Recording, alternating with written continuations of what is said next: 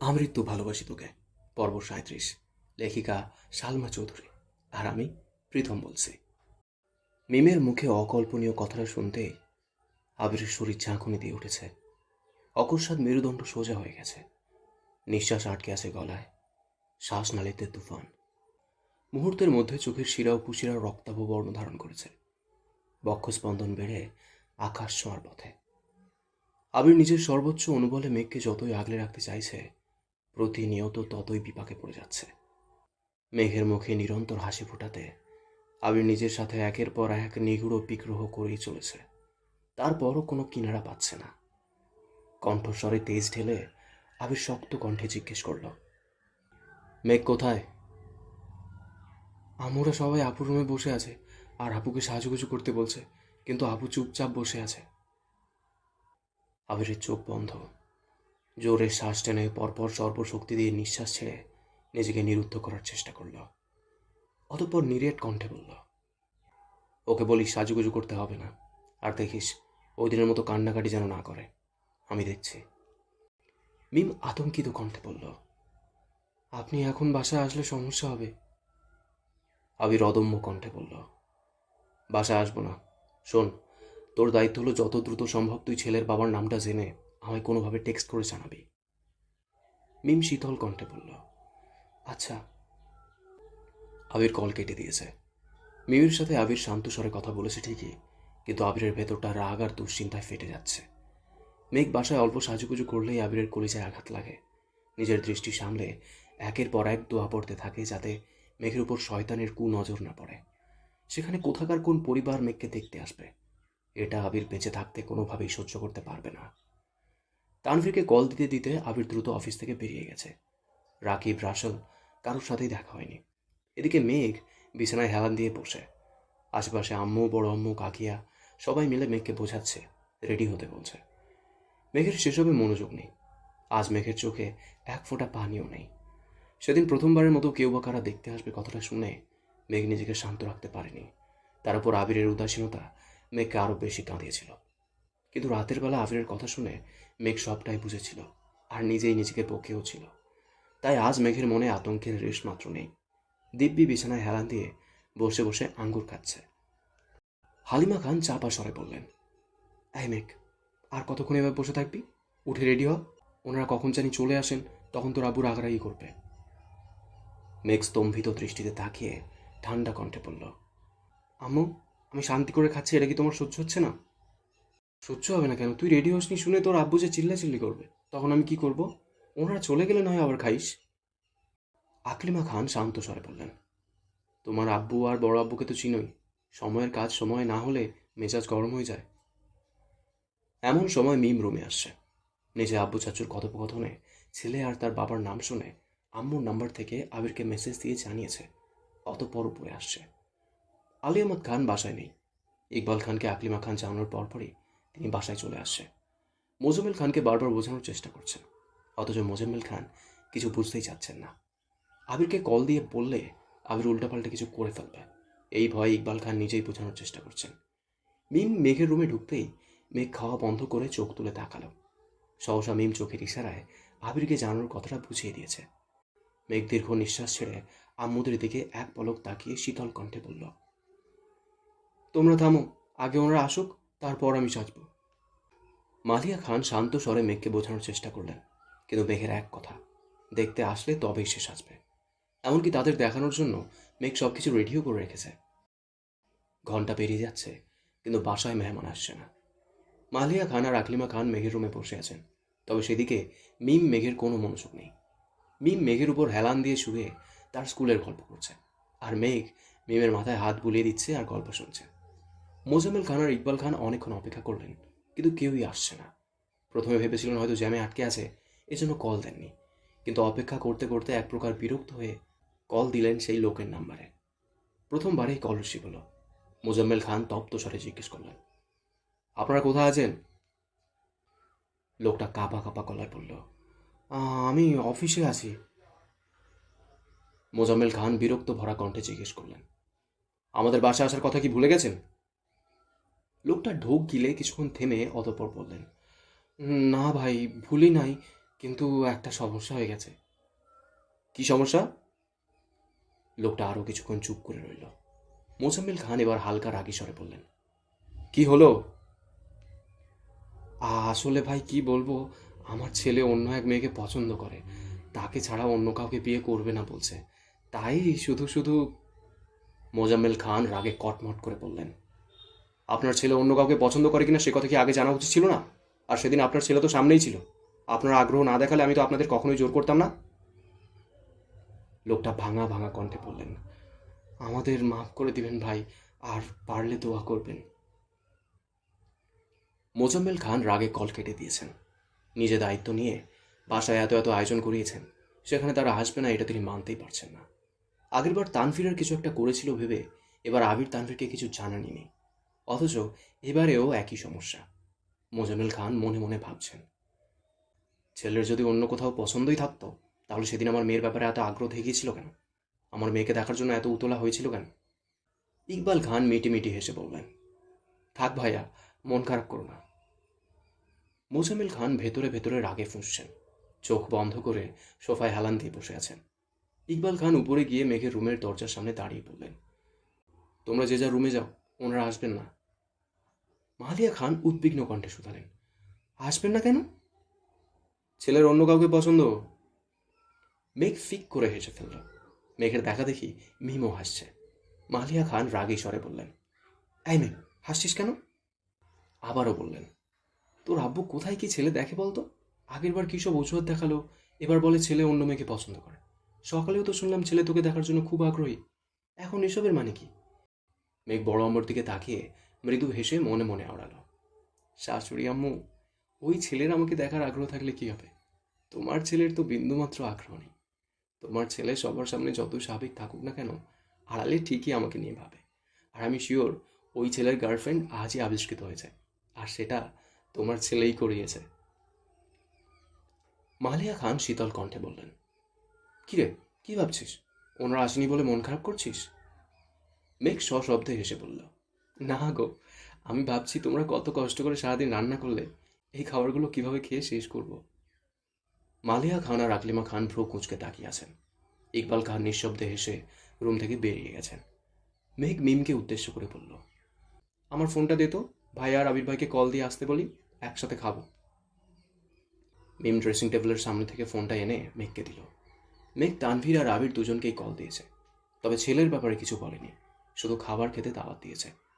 মেঘের ফাজলামো দেখে মালিয়া খান আর আকলিমা খান দুজনেই চুপচাপ বেরিয়ে গেছেন। ওনারা চলে যেতেই মেঘ আর মিম নিজেদের মধ্যে ফিসফিস শুরু করে দিয়েছে। সন্ধ্যের আগে আগে আবির বাসায় আসছে। পরনে ছাই রঙের শার্টের হাতা কোনোই অবধি ফোল্ড করা, বুকের ওপরের বোতামটা খোলা, চুলগুলো অগোছালো, শ্যামবর্ণের চেহারা ঘামে চিকচিক করছে। এক হাত পকেটে, অন্য হাত স্বাভাবিক রেখে বাসার ভেতরে ঢুকছে। সোফায় মোজাম্মেল খান বসে আছেন, ওনার পাশেই হালিমা খান দাঁড়িয়ে আছেন। মোজাম্মেল খান অতর্কিতে নিজের মনের ভেতরের ক্ষোভ প্রকাশ করছেন, আর হালিমা খান চুপচাপ দাঁড়িয়ে সেসব শুনছেন। মালিয়া খানরা যে যার রুমে, ইকবাল খান একটা কাজে বেরিয়েছেন। আবির স্বাভাবিক ভঙ্গিতেই সিঁড়ি পর্যন্ত এগিয়ে গেল। এক পলক মামনির দিকে তাকিয়ে কোমল কণ্ঠে বলল, মামনি, এক কাপ কফি করে দিবা প্লিজ। হালিমা খান আবিরকে খানিক দেখে সঙ্গে সঙ্গে বললেন, তুই ফ্রেশ হয়ে নে, আমি কফি বানিয়ে পাঠাচ্ছি। পাঠাতে হবে না, আমি ফ্রেশ হয়ে নিচে আসছি। আবির সচরাচর নিজের কফি নিজেই করে। সকালে মাঝে মধ্যে মালিয়া খান নয়তো হালিমা খান করে দেয়। আজ মূলত মোজাম্মেল খানের জন্যই অসময়ে মামনির কাছে কফি চাইছে আবির, যাতে মোজাম্মেল খানের চিল্লাচিল্লিটা কমে। আবির দুটা সিঁড়ি উঠতেই মোজাম্মেল খান আর চোখে আবিরকে দেখে গম্ভীর কণ্ঠে জিজ্ঞেস করলেন, কোথায় ছিলে? আবির স্বাভাবিক কণ্ঠে বলল, অফিসে। কেন? তানভীর কোথায়? আবিরের ভাবলেশীন জবাব, আমি কি জানি। মোজাম্মেল খান সূক্ষ্ম নেত্রে আবিরের দিকে তাকিয়ে আছেন। আবির মৃদু হেসে বলল, আমি কি যাবো চাচ্ছু? যাও। হালিমা খান কফি করতে রান্নাঘরে চলে গেছেন। মোজাম্মেল খান সোফায় চোখ বন্ধ করে বসে আছেন। আবিরের কথাবার্তা খুব স্বাভাবিক, সন্দেহজনক কিছুই চোখে পড়েনি। তানভীর জানলে এতক্ষণে সে অবশ্যই রিয়াক্ট করত, অথচ তানভীরও এখনো পর্যন্ত শান্ত। সারাদিন বাসায় ফেরেনি, বাসার কারোর সাথে ফোনে কথা বলতেও তিনি দেখেননি। তার মানে তানভীরও কিছু জানে না। মোজাম্মেল খান দীর্ঘ নিঃশ্বাস ছেড়ে মনে মনে বললেন, তানভীর আবির কিছু না জানলে এমনটা হলো কিভাবে? তাহলে কি সত্যিই ওই ছেলের অন্য জায়গায় পছন্দ আছে? আবির কিছুক্ষণের মধ্যে ফ্রেশ হয়ে শার্ট পাল্টিয়ে টি শার্ট আর ট্রাউজার পরে নিচে আসছে। মোজাম্মেল খান তখনও সোফায় বসা, তাই আবির সোফায় না বসে সরাসরি রান্নাঘরে চলে গেছে। কফির কাপ নিতে নিতে ধীর কণ্ঠে জিজ্ঞেস করল, কিছু হয়েছে নাকি? হালিমা খান তপ্ত স্বরে বললেন, না, তেমন কিছু না। মোজাম্মেল খানের কড়া নিষেধ আবির কিংবা তানভীরের সামনে মেঘের বিয়ে সম্পর্কিত কোনো আলোচনা যেন না হয়। আবির সবটাই জানে, তবুও নিজেকে স্বাভাবিক রাখার চেষ্টা করছে। আবির মোজাম্মেল খানকে খানিকক্ষণ পরখ করে শক্ত কণ্ঠে বলল, চাচ্চুকে অতিরিক্ত টেনশন করতে বারণ করো। মেয়ের বিয়েই হলো না, এখনই চুল পাকিয়ে ফেলতেছেন, লোকে কি বলবে? আবিরের দুষ্টামি বুঝতে পেরে হালিমা খান মৃদু হেসে বললেন, আমাকে বলছিস কেন, তুই গিয়ে বল। আবির হাতে কফির কাপ নিয়ে এগিয়ে যেতে যেতে ডাকল, চাচ্চু। মোজাম্মেল খান আবিরের দিকে সরাসরি তাকিয়ে আস্তে করে বললেন, বলো। আবির ঠোঁট বেঁকিয়ে হেসে বলল, মামনি বলতেছে আপনার নাকি চুল পেকে যাচ্ছে, আপনাকে এখন আর আগের মতো ভালো লাগে না। মোজাম্মেল খান অনচ্ছ হেসে বললেন, তাই নাকি? এর মধ্যে হালিমা খান রান্নাঘর থেকে তেড়ে এসে আবিরের হাতে আস্তে করে থাপ্পড় দিয়ে বললেন, এই ফাজিল, আমি কখন এই কথা বললাম? আবির অনিশ্চয়তার স্বরে জবাব দিল, তুমি মনে মনে ভাবছিলে, ওইটাই চাচ্চুকে জানালাম। হালিমা খান রাগি রাগি মুখ করে আবিরের দিকে তাকিয়ে আছে। মোজাম্মেল খান আবির আর হালিমা খান দুজনকেই কিছুক্ষণ দেখে গুরুবার কণ্ঠে বলল, তাহলে আমার এখন কি করতে হবে? আবির ঢোক গিলে উষ্ণ স্বরে বলল, সবসময় হাসি খুশি থাকবেন, সবার সাথে স্বাভাবিকভাবে কথা বলবেন, নিজেকে সময় দিবেন, সাথে মামনিকেও। বাকিরা মামনি বলবে, আমি এখন পালাই। আবির টেবিলের উপর কাপ রেখে সিঁড়ির দিকে ছুটছে। মোজাম্মেল খান ঠোঁটে অস্পৃশ্য হাসি রেখেই হালিমা খানের দিকে তাকালেন। আবিরের অকপটে বলা কথাগুলো হালিমা খানের মনের অন্তরালে লুকানো অব্যক্ত অনুভূতি। হালিমা খান স্বচ্ছ দৃষ্টিতে আবিরের দৌড় দেখছেন। 2-3 সিঁড়ি ফাঁক দিয়ে দিয়ে দ্রুত উঠছে ছেলেটা। ওর ওপরে ওঠার তাড়া দেখে মনে হচ্ছে সবে মাত্র কাউকে আহত কিংবা নিহত করে আসছে। আশপাশের মসজিদে মাগরিবের আজান পড়ছে। মোজাম্মেল খান বসা থেকে উঠে উচ্চস্বরে ডাকল, আবির, নামাজে যাবে না? আবির নিজের রুমে যেতে যেতে বলল, টুপি নিয়ে আসছে। মোজাম্মেল খান অজু করে আবিরের জন্য অপেক্ষা করছেন। আবিরও অজু করে মাথায় টুপি দিতে দিতে নিচে আসছে। বাসায় কেউ নেই, তাই আবির আর মোজাম্মেল খান একসঙ্গে নামাজের জন্য বেরিয়েছেন। মোজাম্মেল খান যেতে যেতে হঠাৎই গম্ভীর কণ্ঠে জিজ্ঞেস করলেন, তানভীর কি নামাজ পড়ে? ফজরে না হয় উঠতে পারে না, বাকি ওয়াক্ত কি পড়ে? আবির নিরুদ্বেগ কণ্ঠে বলল, আমি সবসময় নামাজের কথা বলি, কিন্তু বাইরে ঠিকমতো নামাজ পড়ে কিনা জানি না। মোজাম্মেল খান ভারী কণ্ঠে বললেন, তুমি একটু বুঝিয়ে বলো। মোজাম্মেল খানের ভারী কণ্ঠে বলা কথাতে আবির কপাল কুঁচকাল। মোজাম্মেল খানের মস্তিষ্কে যখন যা আসে তাই। এতক্ষণ মেঘের ব্যাপারে ভাবছিল, এখন সেই ভাবনায় এসেছে তানভীর, তাও আর তানভীরের নামাজ নিয়ে দুশ্চিন্তা করছেন। আবির মনে মনে আওড়ালো, তানভীরকে নামাজে নিয়মিত করার ঔষধ আমার জানা আছে, খুব শীঘ্রই ঔষধ দিতে হবে। মোজাম্মেল খানের দিকে তাকিয়ে মৃদু হেসে আবির বলল, আপনি চিন্তা করবেন না, ফজর থেকে তানভীরও আমাদের সাথেই নামাজে যাবে। দেখো যদি উঠাতে পারো। আবির মুচকি হেসে বলল, প্রয়োজনে সারা রাত না ঘুমিয়ে ফজরের নামাজ পড়ে একেবারেই ঘুমাবে। মোজাম্মেল খান আবিরের কথা শুনে ক্ষীণ হাসলেন। নামাজ শেষে অফিসের কিছু বিষয় নিয়ে কথা বলতে বলতে বাসায় আসছে দুজন। ততক্ষণে মেঘরা সবাই নামাজ শেষ করে নিচে চলে আসছে। তানভীরও বাসায় ফিরেছে। 4 ভাই বোন মিলে সিরিয়াস কোনো আলোচনায় ব্যস্ত। তবে সেই আলোচনার কেন্দ্রবিন্দু হলো খাবার। আবির আর মোজাম্মেল খানকে একসঙ্গে বাসায় ঢুকতে দেখে তানভীর ভ্রু কুঁচকাল। সচরাচর সবাই একসঙ্গে নামাজে গেলে আলী আহমদ খান আর মোজাম্মেল খান সামনে গল্প করতে করতে চলে যান।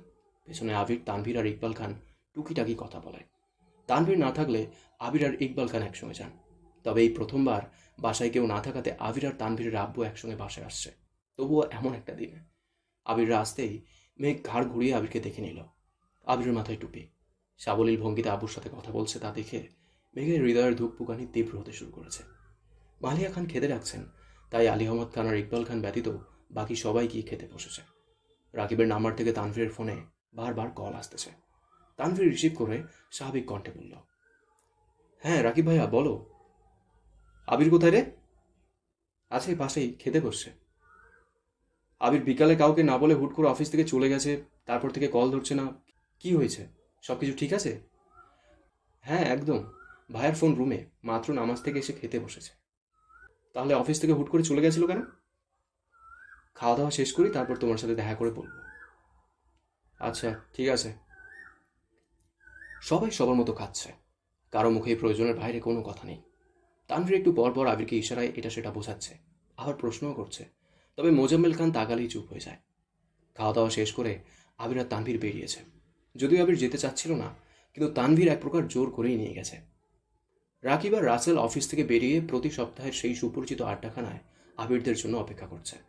আবির এসেই চুপচাপ বসে পড়েছে। মালিক খান জোর করে একটু বেশিই খাইয়েছেন, তাই এত নড়াচড়া করতে ভালো লাগছে না। এমনকি আবির বাইকও নিয়ে আসেনি, তানভীরের বাইক এসেছে।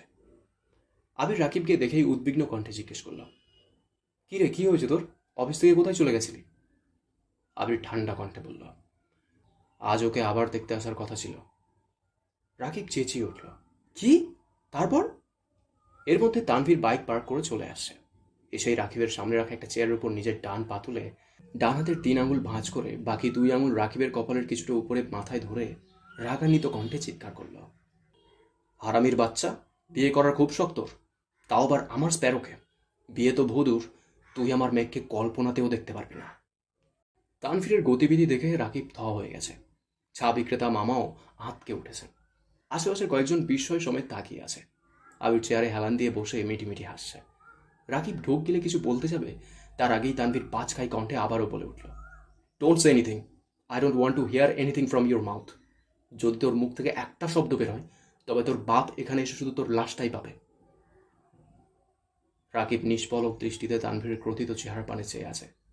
তানভীরের চোখে মুখে হাসি উপচে পড়ছে, তবুও নিজেকে শক্ত রাখার চেষ্টা করছে।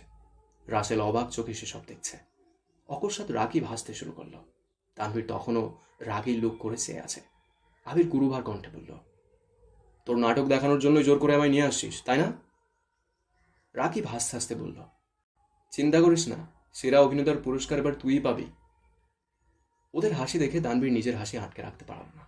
হাসতে হাসতে রাকিবের মাথা থেকে হাত সরিয়ে চেয়ার থেকে পা নামিয়ে টিস্যু দিয়ে চেয়ারটা মুছে বসল। শুকনো গলায় ঢোক গিলে আহত স্বরে বলল, ইস, থামালে কেন আমাকে? রাকিব তখনও হেসেই যাচ্ছে। হাসি কিছুটা কমিয়ে বলল, পেছনে তাকিয়ে দেখ, মানুষ যেভাবে তোকে দেখছে, মনে হচ্ছে পুলিশ আসতে বেশি দেরি নেই। তানভীর অকস্মাৎ পিছনে ফিরে তাকালো। প্রায় 15-20 জন লোক দাঁড়ানো, দৃষ্টিতে আতঙ্ক। তানভীর থতমত খেয়ে বলল, হে ভাই, আমি কিছু করি নাই। লোকজন এখনো নিশ্চুপ দাঁড়িয়ে আছে। তানভীর ভ্রু কুঁচকে উষ্ণ স্বরে বলল, বিশ্বাস করুন, আমি কিছু করিনি, দেখুন আমার হাতে কিচ্ছু নাই। আবির আর রাকিব হাসতে হাসতে ক্লান্ত হয়ে যাচ্ছে। চা বিক্রেতা মামা মৃদু স্বরে বললেন, আরে সমস্যা নাই, ওরা সব ভাই ভাই, এমনিতেই মজা করছে, আপনারা যান। আস্তে আস্তে মানুষ চলে যাচ্ছে। যেতে যেতেও বারবার তানভীরকে দেখছে। কয়েকজন এখনো ঠায় দাঁড়িয়ে আছে। তানভীর তাদের দেখে বিড়বিড় করে বলল, আমাকে দেখে এত ভয় পাচ্ছে, ভাবছি ভাইয়াকে দেখলে তাদের কি হতো। রাসেল চোখ মুখ কুঁচকে জিজ্ঞেস করল, আবির কি আজ নিজের রূপ দেখিয়েই ফেলছে? মিনহাজদের ঘটনায় আমি কত কষ্টে আবিরকে আটকাইছিলাম, তারপরও পারলাম না, সেই তো গিয়ে অ্যাক্সিডেন্ট করল। রাকিব শান্ত স্বরে জিজ্ঞেস করল, আবির কি এভাবেই হুমকি দিছিল তানভীর? তানভীর মেকি স্বরে বলল, দূর, এটা তো শুধু ট্রেলার ছিল।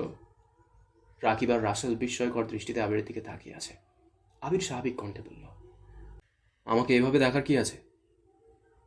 দেখছি তুই ঠিকঠাক আছিস কি না। আমার আবার কি হবে? না, কিছু না। তা এভাবে আর কতদিন? জানি না। রাকিব ঠাট্টা কণ্ঠে বলল, তোদের জন্য প্রতিনিয়ত আমার সংসারে ঝগড়া হয়। আবির ভ্রু কুঁচকে বলল, আমরা কি করলাম? তুই কি করিস নাই? মেঘকে তুই ইচ্ছে করে কষ্ট দিচ্ছিস, মেঘের ভালোবাসা বুঝতেছিস না। সেদিন তোর ইয়ার আগে বলতেছে মেঘকে তার কোন কাজিনের বউ করে নিয়ে যাবে। আবির অগ্নি দৃষ্টিতে তাকিয়ে গম্ভীর কণ্ঠে বলল, রাকিব, তোর বউকে সামলে রাখিস, উল্টাপাল্টা কথা বললে তোর বউকে মেরে তোকে বিপদনিক করে ফেলবো। রাকিব মৃদু স্বরে বলল, এমন করিস না ভাই, আমার একটাই বউ। তানভীর সশব্দে হেসে বলল, তোমাদের তো একটা হলেও আছে, অন্তত বলতে পারো সে আমার। এদিকে আমার যে একটাও নেই। আবির গম্ভীর কণ্ঠে বলল, থাকবে কিভাবে? নির্বোধের মতো কোথাকার কোন মেয়ের প্রস্তাবে রাজি হওয়ার সময় মনে ছিল না? খোঁজখবর না নিয়ে ধুম করে প্রেমে পড়ে গেছে, আসছে আমার প্রেমিক পুরুষ। তানভীর মন খারাপ করে বলল, তখন না হয় আমি নির্বোধ ছিলাম, এখন তো বোধ হয়েছে আমার, আর ঠিকঠাক কাউকে পছন্দও করেছি, তাহলে তাকে কেন পাচ্ছি না? আবির শক্ত কণ্ঠে বলল, নামাজ পড়িস কয় ওয়াক্ত? আল্লাহর কাছে কতবার তাকে চাস? মাঝে মাঝে চাই, তাহলে আর কি, মাঝে মাঝেই আসবে।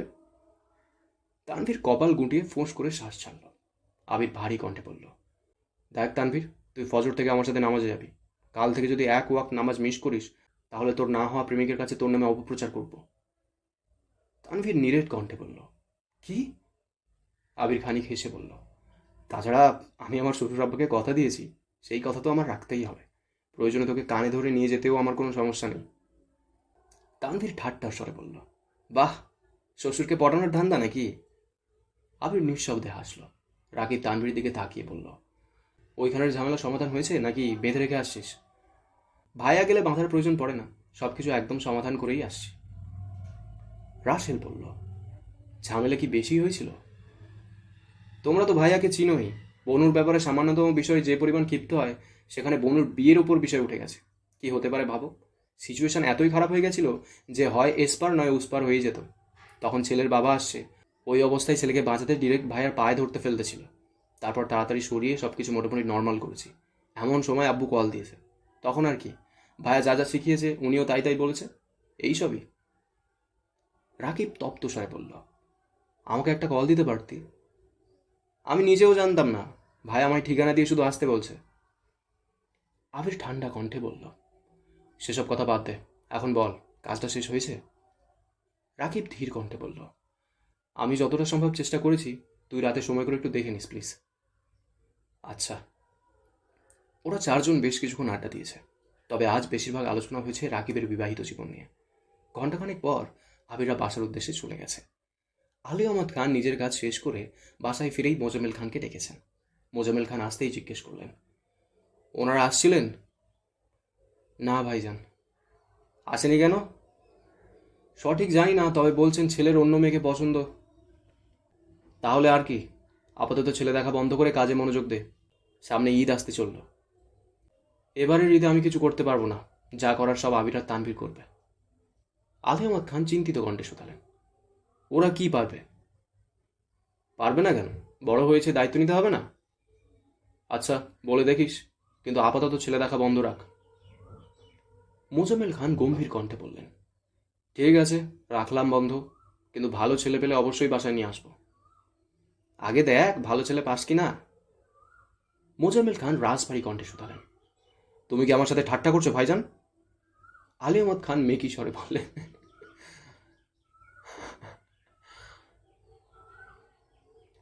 আলী আহমদ খান মেকি স্বরে বললেন, ঠাট্টা করবো না তো কি করবো? এই বলিস ছেলে ভালো, পরিবার ভালো, অথচ ছেলে বাসা পর্যন্ত আসেই না। আমি কিভাবে বুঝবো ভালো নাকি খারাপ? মোজাম্মেল খান প্রখর তপ্ত স্বরে বললেন, ঠিক আছে, এরপর আমি গিয়ে ছেলেকে বাসায় নিয়ে আসবো। আলী আহমদ খান উদাসীন কণ্ঠে বললেন, আচ্ছা, আসলে আমাকে খবর দিস। এদিকে মেঘ একটু পর পর ব্যালকনিতে যাচ্ছে, আবিরের জন্য অপেক্ষা করছে। হঠাৎ বাইকের শব্দ শুনতেই ব্যালকনিতে ছুটল। তানভীরের পেছনে বসা আবির। আবিরকে দেখেই মেঘের মুখে হাসি ফুটল। আবির রুমে গিয়েই ফ্রেশ হয়ে বিছানায় ল্যাপটপ নিয়ে বসেছে। প্রায় 15-20 মিনিট পর মেঘ আসছে। ভেতরে না ঢুকে দরজায় হেলান দিয়ে দাঁড়িয়ে আবিরকে দেখছে। আবির পূর্ণ মনোযোগ দিয়ে কাজ করছে। হঠাৎ নিজের ফোন নিতে হাত বাড়াতেই মেঘকে নজরে পড়ল। মেঘের চোখে মুখে প্রশান্তির হাসি। আবেশিত দৃষ্টিতে আবিরকে দেখছে। আবির মেঘকে আপাত মস্তক দেখে উষ্ণ স্বরে বলল, কি ব্যাপার ম্যাম, বাইরে দাঁড়িয়ে আছেন কেন? রুমে আসার জন্য কি আপনাকে আলাদাভাবে আমন্ত্রণ জানাতে হবে? মেঘ মুচকি হাসল।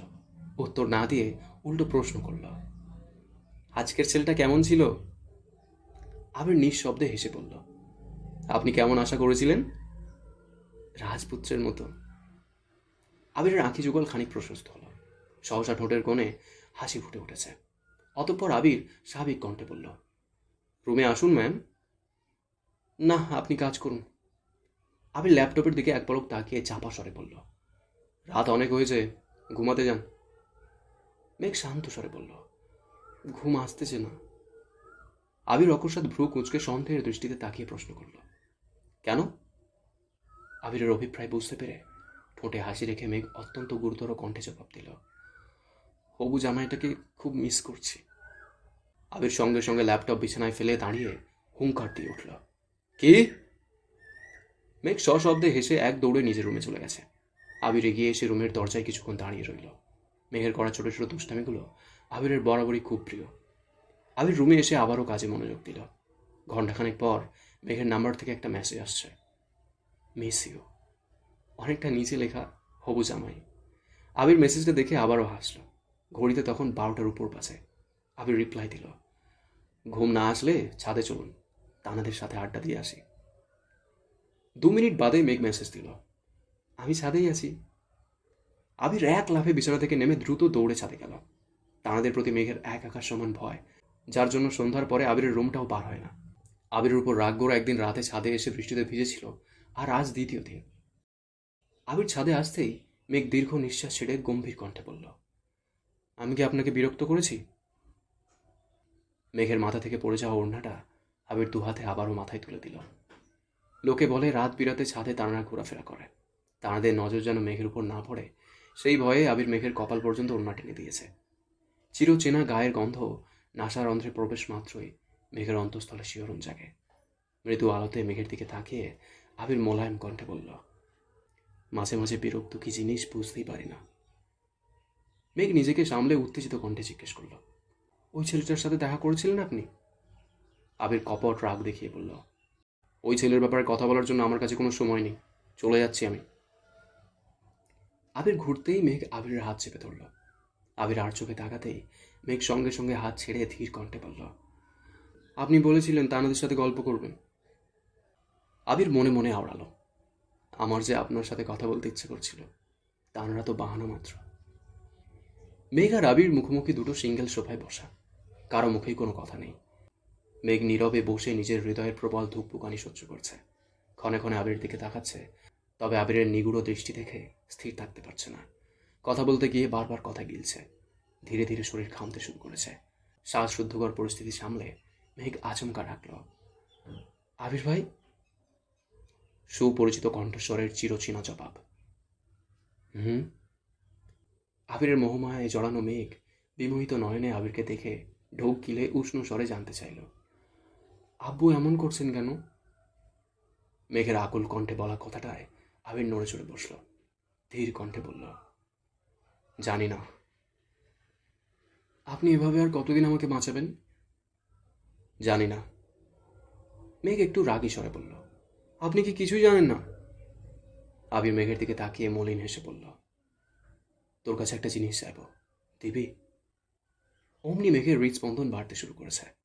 আবিরের আকুল আবেদনে মেঘের ভেতর তোলপাড় শুরু হয়ে গেছে। মেঘ তপ্ত স্বরে বলল, কি চান? সাহস। আবিরের কথা শুনেই মেঘ আনমনে হেসে ফেলল। লজ্জায় চিবুক খানিক নামিয়ে বলল, আপনি আমার কাছে সাহস চাচ্ছেন? আবির ঢোক গিলে শান্ত স্বরে বলল, হ্যাঁ, চাইছি। কেন? নিজের করা ভুলগুলো প্রতিনিয়ত তাড়া করে আমায়। জানি না কখন কি হবে। যদি পারিস একটু সাহায্য করিস। কিসের ভুল? কি করছেন আপনি? কিসের সাহায্য চাইছেন? আবিরের শানিত চাহনি মেঘের হৃদয়ের তোলপাড় আরো বাড়িয়ে দিচ্ছে। আবিরের কথার মানে বুঝতে পারছে না। বুকটা ধড়াস ধড়াস করে কাঁপছে। মেঘ প্রখর নেত্রে দীর্ঘ সময় আবিরকে নিরীক্ষণ করল। একবারের জন্য পল্লব ফেলল না। আবির দুহাতে নিজের মুখ ঢেকে বসে আছে, ভেতরে ভেতরে কাঁপছে। এটা বুঝতে পেরে মেঘ তড়িৎ বেগে আবিরের কাছে এগিয়ে গেল। আবিরের মাথায় হাত রেখে উদ্বিগ্ন কণ্ঠে শুধালো, আবির ভাই, কি হয়েছে আপনার? মেঘের স্পর্শ পেয়ে আবিরের ভেতরের কান্না কিছুটা প্রকাশিত হলো। আবিরের কান্না দেখে মেঘের রাকিবের গায়ে হলুদের রাতের কথা মনে পড়ে গেছে। মেঘ আর্তনাদ করে উঠল, আপনি কাঁদছেন কেন? কি হয়েছে বলুন আমায়, প্লিজ প্লিজ বলুন। আবির হঠাৎই মেঘের হাতটা শক্ত করে ধরল। আকস্মিক ঘটনায় মেঘের শরীর ঝাঁকুনি দিয়ে উঠেছে। ক্রন্দনরত অবস্থায় আবির কাঁপা কাঁপা কণ্ঠে বলল, আই এম সরি মেঘ, আই এম রিয়েলি সরি। কেমন লাগলো অবশ্যই কমেন্ট করে জানিও। তোমাদের একটা কমেন্ট আমাকে প্রচুর মোটিভেট করে। পরবর্তী পর্বগুলো খুব শীঘ্রই চলে আসবে এই চ্যানেলেই। ততক্ষণ সুস্থ থেকো, ভালো থেকো। Thank you.